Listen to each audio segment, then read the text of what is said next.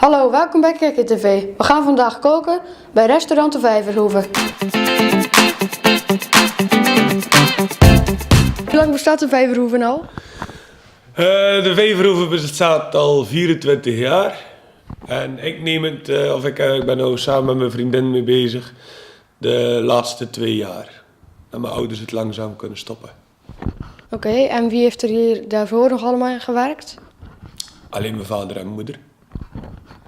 En hoe lang duurt een opleiding voor koken? Ja, die opleiding duurt volgens mij heel je leven. Je kan naar de hotelschool gaan, dan leer je de basispraktijk. En de rest moet je toch in de praktijk leren.